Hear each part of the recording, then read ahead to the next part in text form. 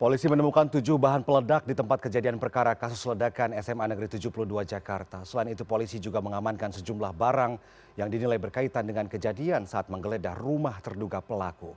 Sementara pihak Rumah Sakit Islam Jakarta Cempaka Putih menyatakan 2 pekan ke depan menjadi masa krusial bagi pemulihan 13 pasien korban ledakan SMA N 72 yang masih dirawat. Kan tadi bunyinya gede banget, itu tuh.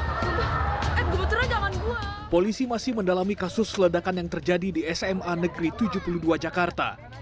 Dalam konferensi pers yang digelar Senin siang, Kabid Humas Polda Metro Jaya, Kombes Pol Budi Hermanto membeberkan bahwa tim penyidik menemukan adanya 7 bahan peledak yang ditemukan di tempat kejadian perkara.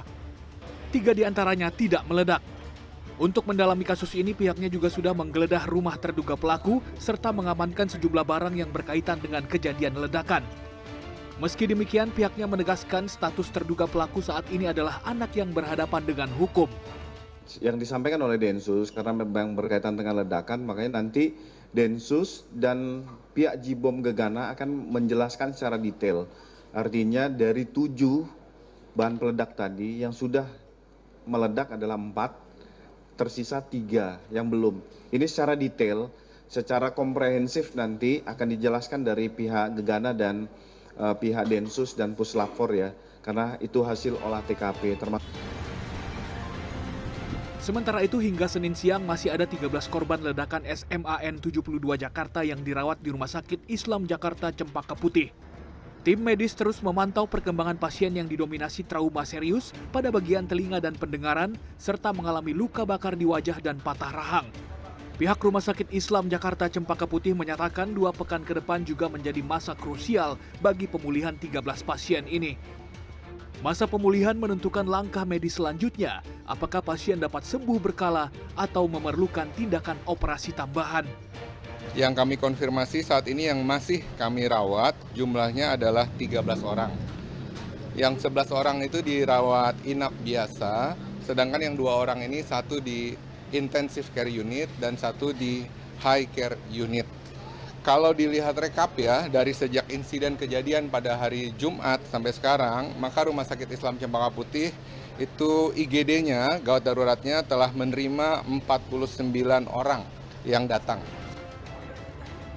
Sementara pihak rumah sakit juga menyatakan terduga pelaku masih dirawat dan kondisinya berangsur membaik. Tim Liputan CNN Indonesia.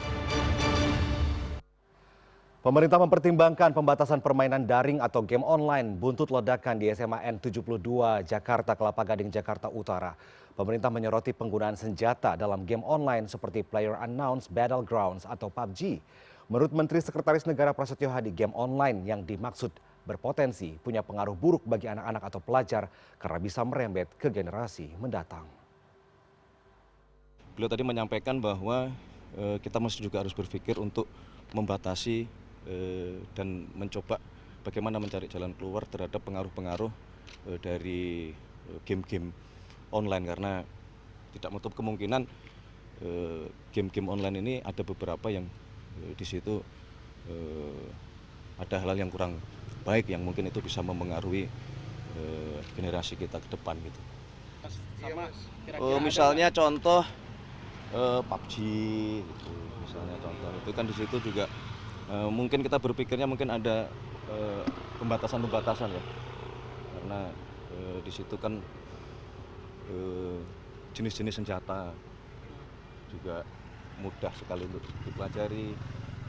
Lebih berbahaya lagi ini kan secara psikologis terbiasa yang melakukan yang namanya kekerasan itu sebagai sesuatu yang mungkin menjadi biasa aja gitu. Tapi kan ini sebenarnya itu